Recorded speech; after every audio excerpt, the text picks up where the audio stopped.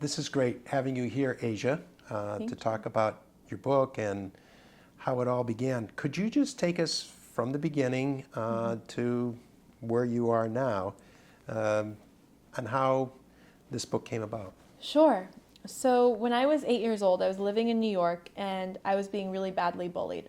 I had a lisp, I was creative, I was okay with being different, and I think sometimes people are afraid of what they don't understand. So I started getting bullied, and then it escalated to cyberbullying. So I would go home and I would be bullied on my cell phone, on my computer, and it really became 24/7.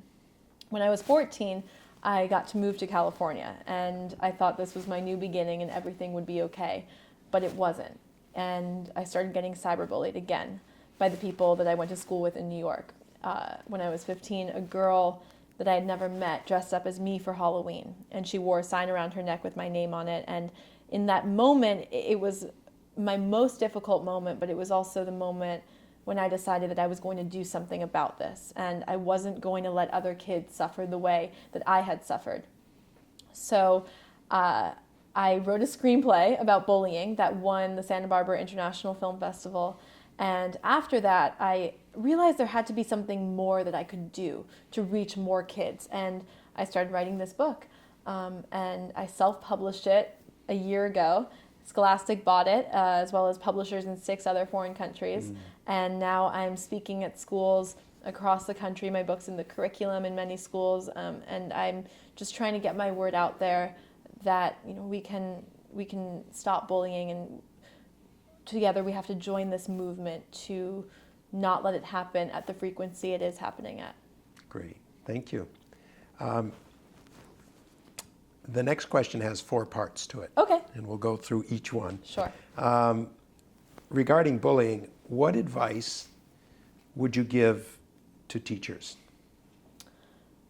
Teachers have such a crucial role in stopping bullying. I mean, they have so much power in the classroom, in that dynamic. And I think that when bullying does occur in the classroom, teachers need to intervene, and they need to stop it right there and then. They need to speak to both parties, actually all 3 parties, the kids that are bullied, the kids that are bullying, and the kids that are watching and doing nothing, because ultimately we want to empower those kids that are doing nothing. And then I think to even take it to a higher level and make sure that the principal or the headmaster is aware of this growing problem so that it doesn't continue. Thank you. Then what advice would you give to parents? I would say parents need to have an open dialogue with their kids. And it doesn't matter if their kid is the bully or the bystander or the kid that's bullied. I mean, they need to not ignore that this is a problem that is affecting probably every single kid, whether they are directly involved or not. So just continuing a dialogue about what is happening in school or out of school, and making sure that you are tuned into your kids' lives. What advice would you give to the child who's being bullied? The child who is being bullied needs to never ever go through this alone. So it's really important to create a top 5 list of the people that you trust, and go to those people and tell them very honestly what is going on and ask them for help. It's something I talk a lot about in my book, in the chapter Getting Help, all of the ways that you can get help. And it does take bravery, but it is the most crucial part. And then finally, what advice would you give to the child who is bullying? The child who is bullying needs to take a good look at why they are doing it. I think that sometimes we aren't aware of our behavior, and sometimes we don't know that the way that we speak to people or the way that we're treating people is very hurtful and very harmful to other kids, especially in middle school. I mean, those kids are so young and so impressionable. So I think just being aware of your actions and trying really hard to be kind to other people.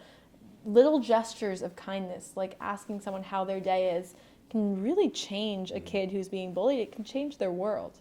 Very good. And then how does a school build an environment where there is no bullying? A school needs to create a zero tolerance policy where if bullying happens, it's stopped and it's reported and it's not allowed to continue. But I also think it's very important to empower the bystanders and make them upstanders, because if you can strengthen the bystanders and you can create an environment where the kids who are bullied can feel comfortable to talk about it, and then you are not allowing the bullies to bully, I mean, I don't see where there can be a problem after that. I mean, obviously kids are kids and it's not going to be perfect, but I think being very strong on stopping this issue is how we will create a better environment in schools. Good. Other than your book, what are some other resources that you might recommend to teachers, parents, children? There are so many incredible books that I read in order to do research for this one. For parents and teachers, I love Rosalind Weissman's books, Queen Bees and Wannabes. I think that is a great book for mothers and daughters and teachers and daughters, mainly. I also think for kids, Wonder is a great book. And I think for kids, any book, fiction or nonfiction, that makes them feel empowered and not alone is something great to read during this time of middle school and high school. I also think that it's very important for parents and teachers to have an ongoing dialogue, and that resource in itself of staying in contact, whether there's a problem or not, is something that's great.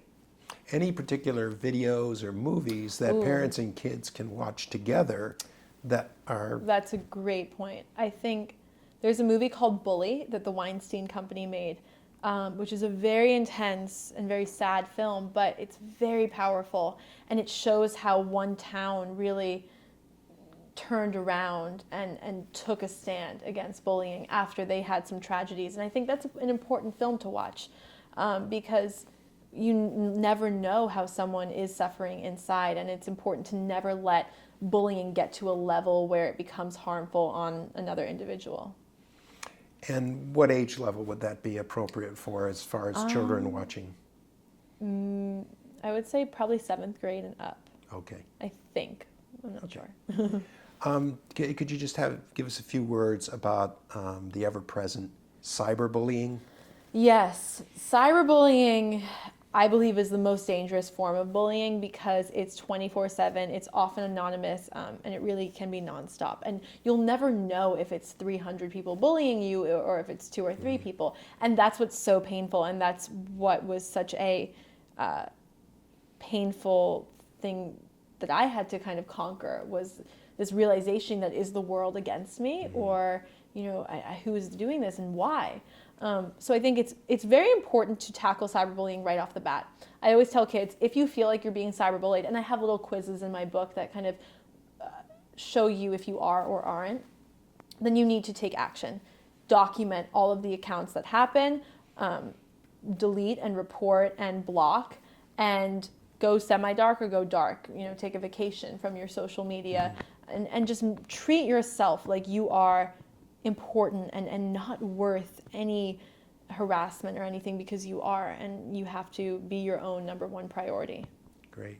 And just in closing, can you give us a roem? Sure. Explain So first. my roem is a rap poem, and I do these whenever I speak at schools. This one will be short, and it's in my book. It's called I Knew Fear. I knew fear when I lost all hope in the world and in trying to cope with the brutality that became a normality, with the backstabbers and the games. I tried to figure out who to blame. Was it my fault? Was it fate or my weight? Or even the fact that I wanted to create a life for myself where I could be the person that I was too ashamed to be at school. So I feared the world, because who would I ever be if I wasn't cool? I knew fear when I believed what the kids were saying to me, when they told me I wouldn't achieve or succeed or be anything I wanted to be, because I was a nothing and I was disgusting. So I feared myself, because maybe Beauty and the Beast wasn't just a book on a shelf. I knew fear when the kids that I thought were my friends betrayed me to such an extent that I questioned humanity, but mostly myself. Why was I the only one sitting at a table by herself? I spent so much time alone that I felt like I may be living in the Arctic zone. And anytime someone spoke to me, I jumped because I had been so used to being an absentee or guaranteed bullying. But suddenly I realized that it was my fate to be catapulted with words, tortured and harassed without being deferred to an easier life.